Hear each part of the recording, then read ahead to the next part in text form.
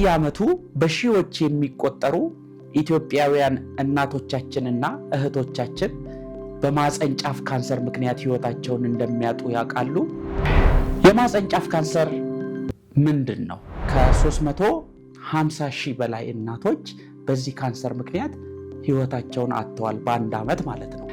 የማህፀን ጫፍ ካንሰር 99.7% ኦልሞስት ኦል በሚባል ደረጃ ማለት ነው መንስኤው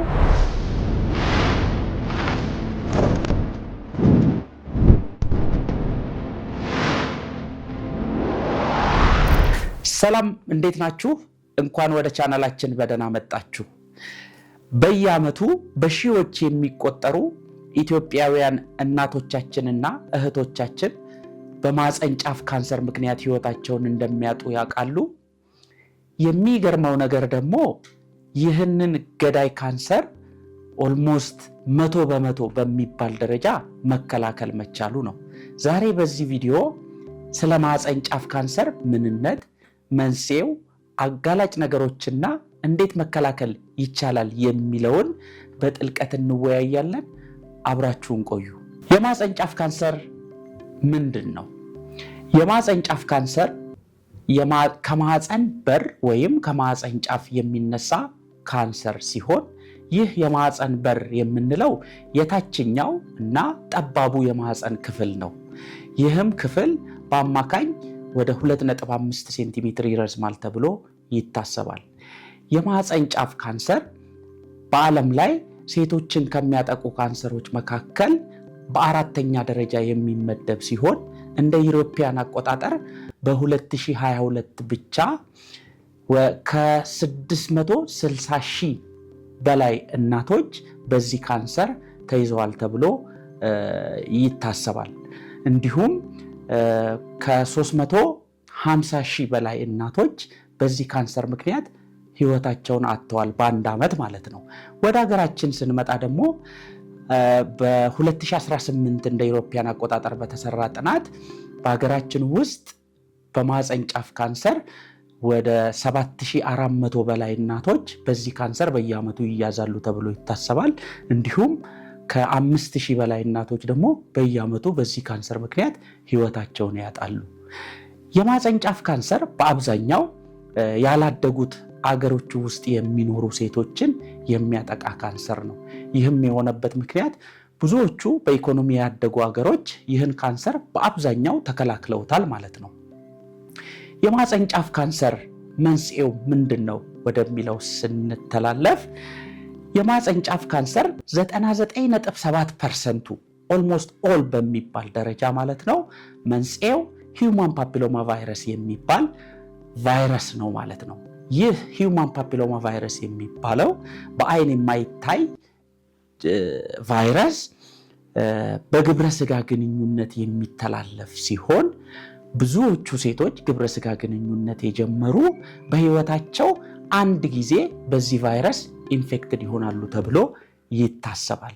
ይህ ደብል ስትራንድድ ዲኤንኤ ቫይረስ በዋነኛነት ሰው ላይ ብቻ ኢንፌክሽን የሚፈጥር ቫይረስ ሲሆን ከ200 በላይ የሆኑ የተለያዩ ሂውማን ፓፒሎማ ቫይረሶች ሲኖሩ ከነዚህም ውስጥ ከ40 በላይ የሆኑት የሴቶችን የመራቢያ አካል ያጠቃሉ ተብሎ ይታሰባል።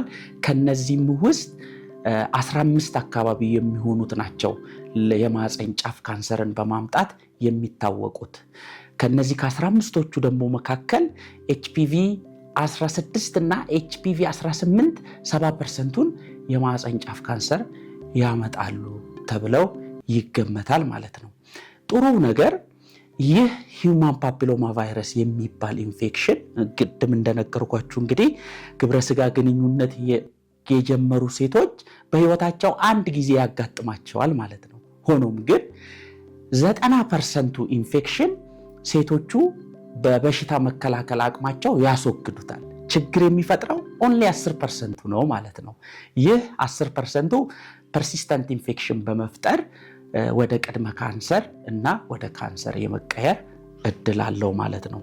ይህም እንደ ጥሩ ዜና ልናየው እንችላለን። ምክንያቱም ይሄ መለስተኛ የቫይረስ ኢንፌክሽን ነው ማለት ነው። ብዙውን ጊዜ ሰውነታችሁ የበሽታ መከላከል አቅም ይቆጣጠረዋል ማለት ነው።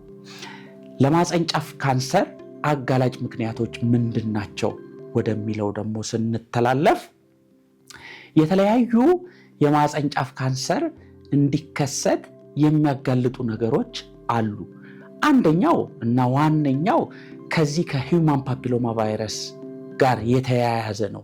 ለዚህ ቫይረስ ተጋላጭ እንድትሆኑ የሚያደርጋችሁ ፋክተሮች እንደማለት ነው። ከነዚህም ውስጥ አንደኛው በለጋ ዕድሜ የጾታዊ ግንኙነትን መጀመር ነው። ሴቶች እድሜያቸው ከ18 ዓመት በታች ሆኖ ግብረ ስጋ ግንኙነት ከጀመሩ በማህፀን ጫፍ ካንሰር የመያዝ ዕድላቸው በሁለት እጥፍ ይጨምራል እድሜያቸው ከ21 ዓመት በኋላ ከጀመሩት አንጻር ስናየው ማለት ነው። ስለዚህ ሴቶች ግንኙነት መጀመር ያለባቸው ከ21 ዓመት በኋላ እንደሆነ ይመከራል። ሌላው በለጋ ዕድሜ የመጀመሪያ ልጅን መውለድ ነው። ይህም ከ20 ዓመት በታች የመጀመሪያ ልጃቸውን የወለዱ እንዲሁም 3 እና ከ3 በላይ ልጅ ያላቸው እናቶች ለማህፀን ጫፍ ካንሰር ተጋላጭ ናቸው። ሌላው መልቲፕል ሴክሹዋል ፓርትነር፣ ይህ ማለትም